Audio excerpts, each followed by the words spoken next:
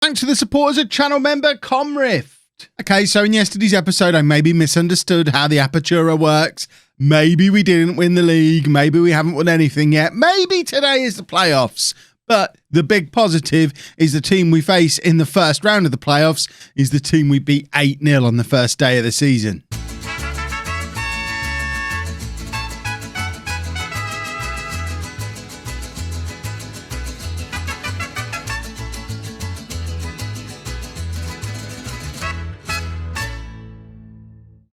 Hello and welcome to part 5 of El Director Deportivo. I'm Kevin. Coming up on today's episode, we have both legs of, what do they even call this? The playoffs? The Apertura quarterfinal, leg 1 and leg 2 against Puebla.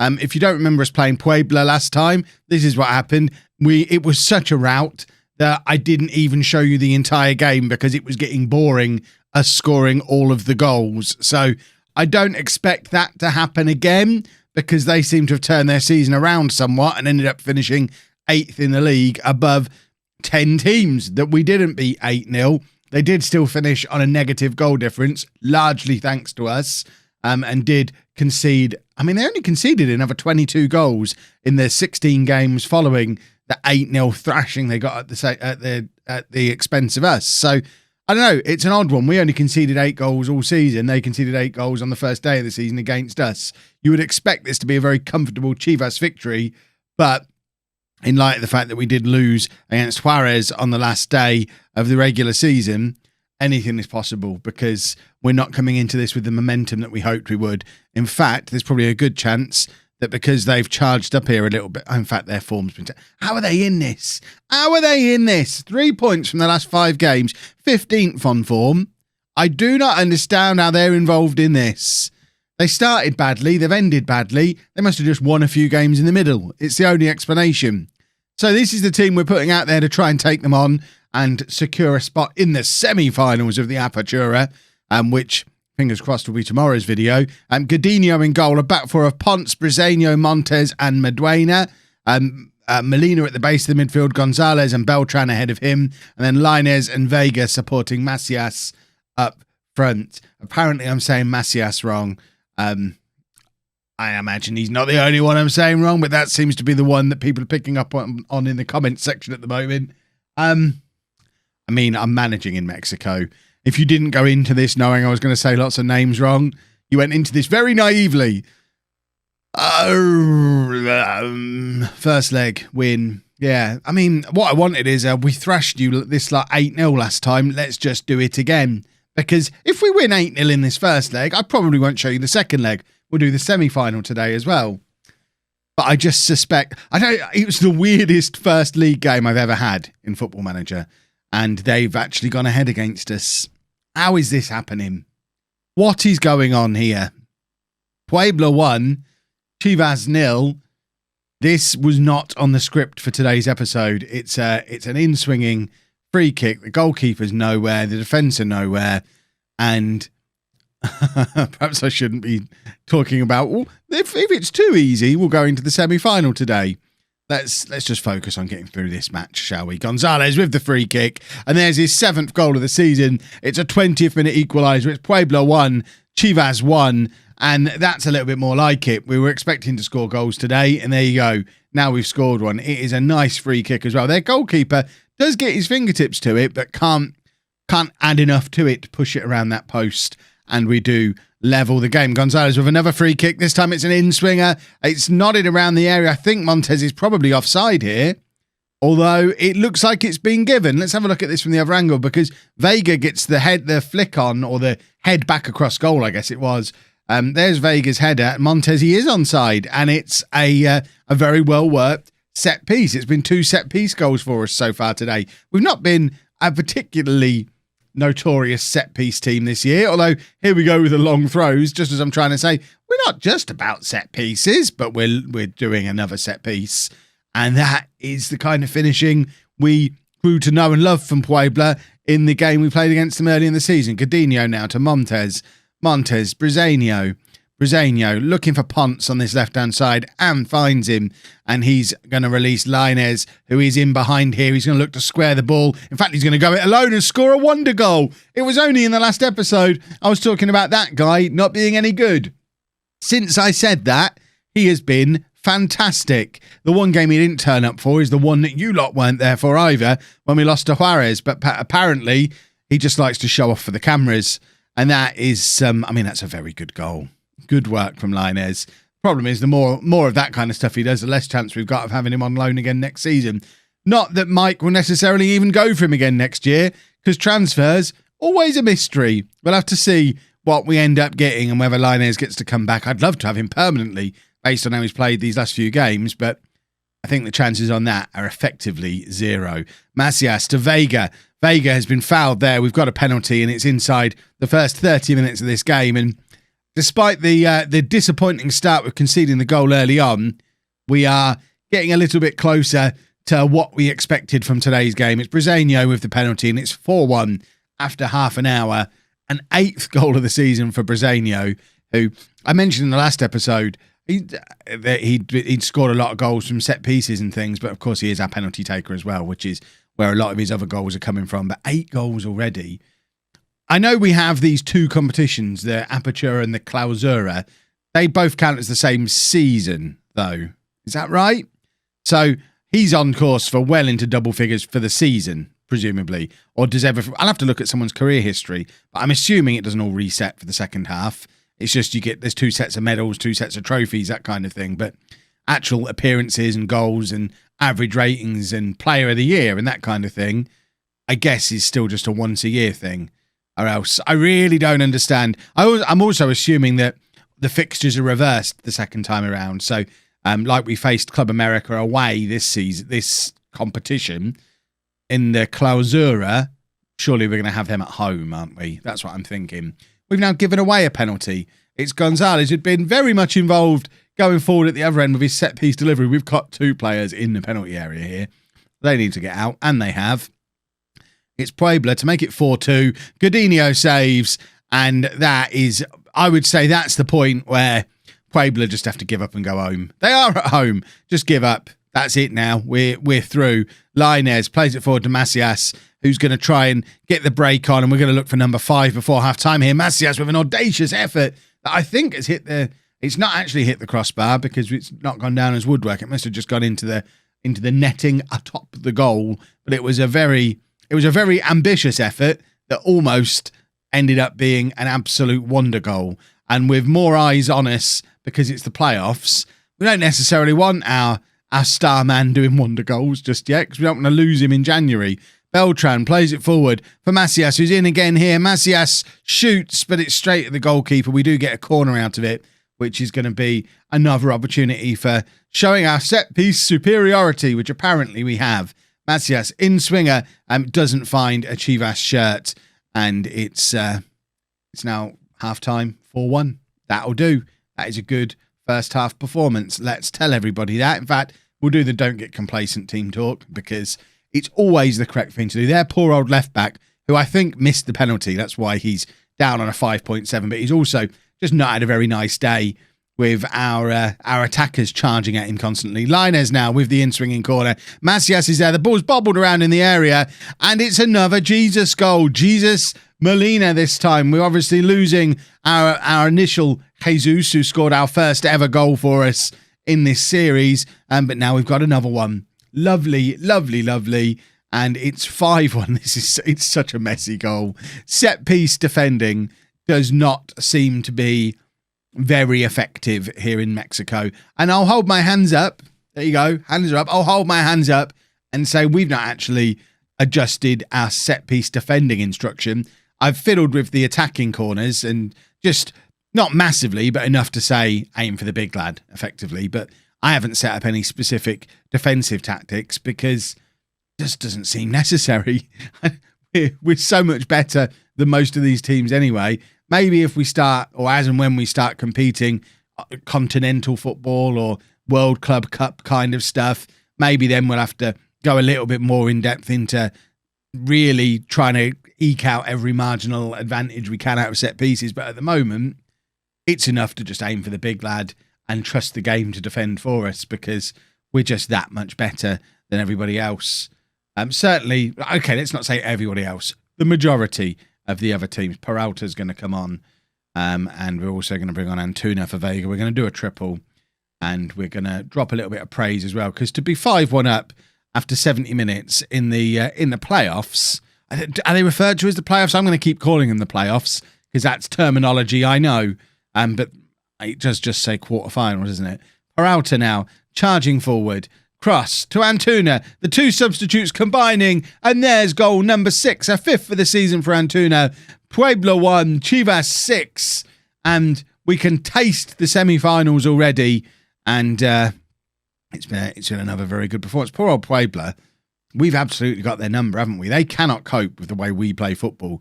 Sometimes we'll come up against teams like, I'll refer back to the Juarez game, even though you didn't see it. But sometimes we'll play teams who just cancel out the way we play and we really struggle.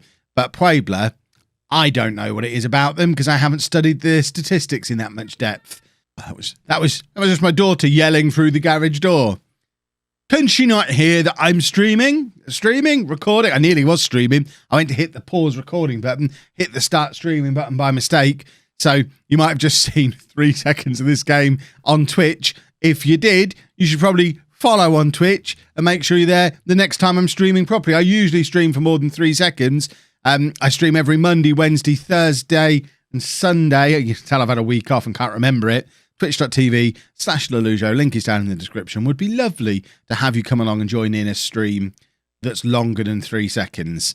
I apologise profusely to anyone who's just seen these 3 seconds and now knows that we thumped Puebla again. But what are you going to do?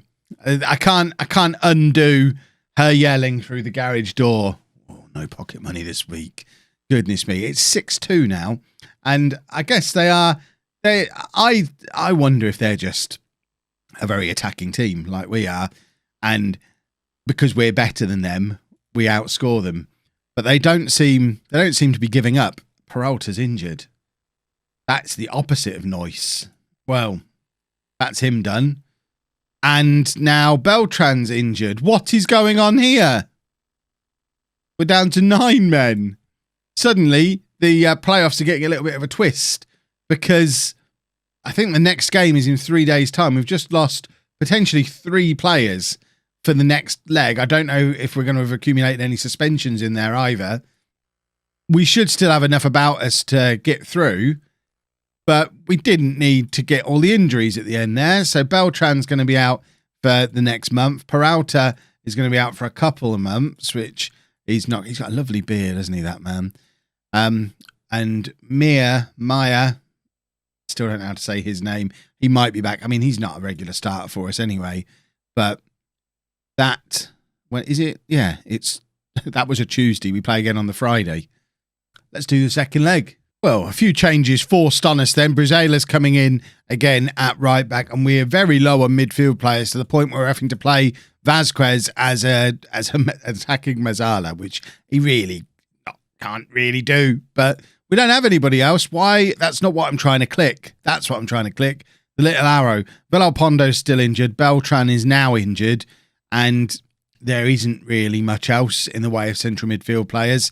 So if we were playing against a real top team, we might adjust the tactic. We could maybe go with Molina and Vasquez together there and have like a 4-2-1-2-1 type of thing. Or we could maybe move Vega in there and bring Antuna in. But for the sake of a team that we should be able to comfortably thrash, let's not upset the apple cart and change to a system we haven't used before when we know this team's going to be good enough. Even playing him a little bit out of position, it should be fine. If it's really, really not working, we've got either of those 2 options that we can switch to if we need to. But I think we should probably be okay with things as they are. Macias is in here, and that's a really, really poor effort from him. The little commentary on the bottom of the screen said, brilliant work from Macias. I think we have really different definitions of the word brilliant. That was pretty poor, but I guess he's young. He'll get better. Lainez with the in-swinger and Vega with the header. And that's his 5th goal of the season and our first of the night. And it's now 7-2 on aggregate. And if we weren't already sure we were through to the semi-finals, opening the scoring again tonight, I think is enough to get us there. And Vega looks like a real threat from these set pieces. Vega he's only 5'8", but we saw him getting involved from a corner in the last game. He's there again, and it's a weird one. Height doesn't seem to have any impact on how good you are. Actually, that's not true. If you have someone who's like 6'8", they're pretty useful in the air. But it is odd that a player as short as that can be so dangerous in the air from these set pieces, because you'd think they'd know just to put a big defender on him and not let him do it. Brezzano's in there. I think that one's been disallowed. It has. We've gone straight back to the referee. Offside, apparently. Let's have a look at this from the other angle, because I'm not sure. We're not getting the other angle. It's the same angle. Okay, he is offside. I'll allow it. There's not a lot I could have done if he wasn't offside, but I guess I would have been more justified in having a little whinge about it. And you know me. You know I love a little whinge. Right. Let's score another goal here, because it's Puebla who are attacking, and they've scored. They've now scored 3 goals against us over the course of this tie, which I'm not very happy about. I remember when we were much better than them. Have we regressed as a club since then? Or was it just a total fluke on the first day of the season? Because I genuinely sat there recording that first match of the season thinking, oh no, what have I done? This series is a disaster. It's too easy. We're just going to steamroller everybody. I'm kind of glad it hasn't worked out that way. But at the same time, I'd like to be able to steamroller this lot like we did before. I don't want to get worse as a team. Macias brings the ball down brilliantly. But again, cutting inside onto his right foot like that, not very effective, which is weird because his natural position is on the left-hand side as an inside forward, where his entire game is supposed to be cutting in onto that right foot and having the kind of shots that he's messed up twice in this game so far. He seems much more effective for us as a goal scorer, just playing as a normal advanced forward, getting on the end of crosses, chasing onto balls over the top. When he drifts wide, he really stops being as effective, which is a strange one, really. Right, let's get creative. I'm always a little bit wary when it's a two-legged affair that's going to upset the players now, having said that, because they'll be like, we're 7-3 up. Why have we got to get creative? Well, because it's only 1-1 at half-time against a team we're much better than. That's what I still expect us to win this individual match. It's not just about what we do over 2 legs. Lainez is in, and it's saved by the keeper, and we've got another corner. This is likely to be the last attack before half-time, and it doesn't even warrant a highlight. Well, don't get complacent. See, again, that's not the team talk I would give in reality there. I'd say, what's going on here? This is rubbish. We're supposed to be thumping this lot. Lainez has now picked up an injury. Our players are dropping like flies at the worst possible time, because we're in the business end of this first half of the season now. The games are going to come thick and fast, and we can't afford to have players getting injured. Luckily, Antuna is a very, very, very good reserve option for us to have, and Vega can play on both wings. But all the same, we don't want an injury to one of our better players when we are likely to have to play a better team now. We've got 2 teams who've beaten us this year still in the mix. Last time I checked, in Juarez and America. So we don't want to have to face either of them with a weakened side. Gonzalez does put us 2-1 up on the night. And what did he just do with his legs? My word. I wish I could do what he's just done. I hope we get to see the celebration on the replay. I don't care about the goal. I want to see what he's just done with his legs. Show me your legs, Gonzalez. Here we go. No, we don't get to see it again. No leg tricks. It was special, though. You might have to hit back 10 seconds a couple of times on the video to see it, because when I'm looking at the analytics of this video, I want to see a spike in watch time at the moment. His legs went mad. Right, let's make our normal substitutions now. That looks like a red card incoming. He's set up, ready for a knee-high slide tackle. Oh, he actually wins the ball. Lovely. Right, substitutions. We do need to be a little bit wary of fitness, but at the same time, we don't have much in the way of options on this bench. We've got a centre-back, 2 left-wingers, a right-back and a striker. And it's a striker I don't think I've ever heard of. Ronaldo Cisneros, who has made 1 substitute appearance for us this season. So he's probably not any good. But you know what? Let's save Macias. Cisneros can come on. And on the same basis, Brizuela is tiring, so Maduena can come on for him. Just to try and keep players fit more than anything. Right. It's Puebla attacking us again. Can we get the ball clear? What is our goalkeeper doing there? There's some odd decision making from some of the players in this league. It's now 2-2 on the night again. Puebla are having a lovely time. And this isn't the kind of form that I want to take into the semi-finals of this tournament, because we've already got the defeat on the last day of the league stage. And now if we don't win this game, I perhaps should have left Macias on. I don't want to demand more, though, because they're 8-4 up, and they know they are. Let's look at the other games. So at the moment, it's going to be America, us. It's very tight between Monterrey and Pachuca. Tigres and Juarez. It looks like Juarez are getting knocked out, so they're one of the other teams who beat us. So at least that's got rid of them. I'm really not happy with a 2-2 draw there. We got away with that today. We were poor. Yeah, I think that's fair enough. So that confirms we've made it past Puebla. Lainez is going to be out. I don't know exactly when the semi-finals are. Soon. They're quick. So it's all Tuesday, Friday stuff. So we don't know who we've got in the semi-final yet. We just go forward a day and find out. Let's try, shall we? And it is not going to tell us. I'll just rest my players quickly while we continue to wait. We want to know who we're playing tomorrow. Rest all of you lot. And do we get to see... here we go. We have a proper draw. So the seeding only counts for the first round. From now, the league officially at this point didn't matter. So it's us, America, Monterrey, Tigres.